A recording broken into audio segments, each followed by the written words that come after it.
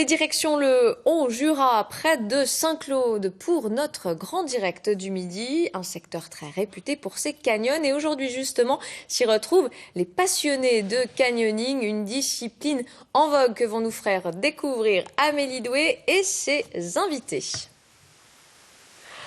Bonjour à tous, regardez, on n'est pas bien là, au frais, à la cascade, auprès de la cascade, à l'occasion de la 14e édition du Rassemblement interfédéral de canyoning. J'ai à mes côtés Dominique. Bonjour Dominique. Bonjour Amélie. Vous êtes moniteur de canyoning et vous êtes surtout organisateur du RIF, ce rassemblement qui va se tenir jusqu'à dimanche ici à Saint-Claude. Tout d'abord, là, on est au milieu des cascades, mais c'est quoi le canyoning? Alors le canyoning, c'est un sport, on va dire, assez récent, qui est au carrefour de plusieurs disciplines, la spéléologie, un peu l'escalade, l'eau vive, et qui consiste à descendre au fil de l'eau, les torrents, ou rivières, ruisseaux, de montagnes, au plus près du lit du torrent. Donc avec des moyens très variés. Donc, on équipe des sites, mais on ne les laisse pas équiper? Alors, on va rencontrer des verticales qui sont donc des cascades, comme ce qu'on a derrière nous, qui seront équipées évidemment d'amarrage au sommet pour pouvoir mettre des cordes de rappel pour descendre avec des cordes dans les parties très verticales. Et, sinon, il y a aussi quoi? Des baignoires, des seaux? Alors, on n'appelle pas le terme baignoire, n'est pas. Voilà, c'est tout des marmites, des bassins, voilà. Donc, le paysage que l'on peut rencontrer en canyon est extrêmement varié.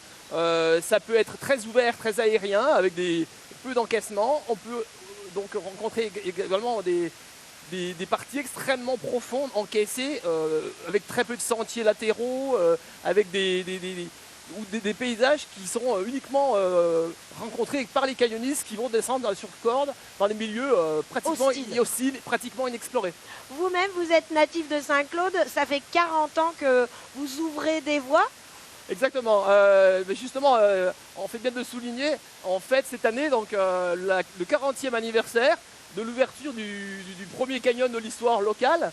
Donc c'est le canyon du Bief Départ, qui est en plus le plus grand canyon du département, hein. Il fait 4 km de long, plus de 600 mètres de dénivellation. Et des canyons comme ça, on en a une trentaine dans le Haut-Jura? Exactement, on a une trentaine. Alors des petits, des grands, avec des régimes hydrauliques complètement différents. On a des gros très puissants qui vont demander des périodes assez sèches, de l'étiage dans le jargon, hein, pour pouvoir les fréquenter. Et d'autres qui demandent justement des périodes beaucoup plus humides parce qu'ils vont travailler un petit peu en tout ou rien avec les précipitations. Alors justement, à l'occasion du RIF, là, de ce rassemblement, on va pouvoir s'initier si on est débutant, mais vous allez aussi accueillir des professionnels. Des professionnels, non, professionnels entre guillemets. Voilà, des adeptes qui sont déjà licenciés dans des clubs, alors que ce soit des clubs de spéléo, des clubs d'escalade ou d'EFCAM, etc. Il faut toujours pratiquer cette discipline avec des professionnels. On ne peut pas grimper... Ouais, j'aime pas trop l'appellation professionnelle. Il y a les professionnels, évidemment, mais il y a surtout les gens formés en club avec des stages fédéraux, etc. Et évidemment aussi des professionnels qui offrent leurs services pour des initiations payantes. D'accord. Merci Dominique. En tout cas, ce que je vous propose, c'est de voir ce que ça donne. Moi, j'ai eu la chance, il y a quelques minutes, de me rendre tout là-haut. Bon, Jérémy, on est à combien de mètres là? Alors ici, on est à un petit peu moins de 35 mètres. Bon, ben, c'est parti, il n'y a plus qu'à. Après toi. Donc les consignes, quand je descends le bras, je laisse glisser. Tout simplement, et tu vas à ton rythme. Et si tu veux refréner, tu remontes ta main gauche vers le haut. On n'est pas obligé de remonter la main? Pas forcément, si tu te sens à l'aise, tu peux laisser filer doucement comme ceci. Ah, de toute façon, tu es contre-assuré par Dominique en bas. Et ça glisse pas du tout en fait. Les chaussures sont top. Là, c'est un niveau de difficulté comment? Là, on est sur un niveau de difficulté intermédiaire. C'est déjà un petit peu sympa au niveau du débutant, mais on peut quand même emmener du débutant qui en a déjà fait au moins une fois sur un canyon un petit peu moins vertical. En fait, le tout, c'est d'avoir confiance dans le baudrier? Dans le baudrier, dans l'ensemble du matériel et dans le moniteur qui t'encadre. D'accord. Là, on est sur des cascades qui sont complètement naturelles. On a l'impression que ça a été façonné exprès pour nos pieds. Eh bien non, on n'est pas venu avec des marteaux et des burins. C'est la nature qui a complètement façonné ça pendant des milliers d'années. Et quand on monte plus haut, dans le Haut-Jura, comme ici, il y en a beaucoup des cascades comme celle-là. Absolument. Alors celle-ci a la particularité d'être relativement visible depuis la route départementale. Ouais. Il y a beaucoup d'autres cascades, mais qui sont en réalité dissimulées dans des gorges relativement étroites et profondes, D'accord. qui sont donc accessibles qu'en canyon. Là, on sent que l'eau nous pousse, mais gentiment sur les jambes. Dans les grosses cascades, quand il y a beaucoup de débit d'eau, ça pousse très fort des fois. Ça peut pousser très très très fort. Et là, on rentre dans du niveau un petit peu expert, et quand ça pousse très fort, on n'emmène pas les débutants. Mais il est possible d'apprendre les techniques pour s'y rendre par soi-même. Comment ça se passe? Cette nuit, il a énormément de pluie. Il y a des sites qui ne sont pas accessibles.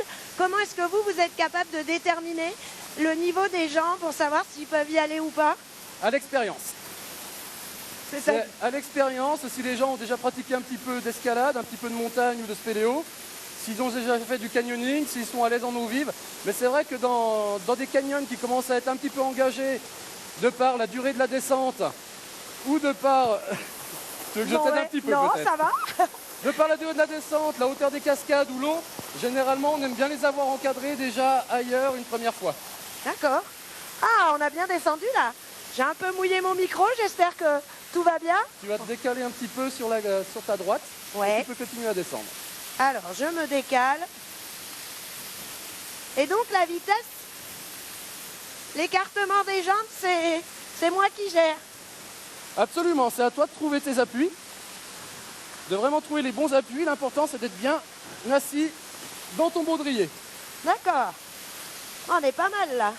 Et là, pareil, sur les parties à plat, on remonte toujours la main pour verrouiller. Tout à fait, tout à fait. Dans ces parties-là, on a l'impression qu'on est sorti de la cascade, mais en réalité on est toujours avec un risque vertical. On ne quitte jamais le descendeur et la corde. Bon, bah, on est pas mal là, hein. Je suis presque en bas. Je me suis pas mal débrouillée. Parfait. Allez. Bon, vous avez vu, Jérémy est un professionnel, Dominique aussi, vous pouvez les retrouver jusqu'à dimanche à Saint-Claude, près de la piscine, pour vous initier. Venez nombreux, il va faire beau.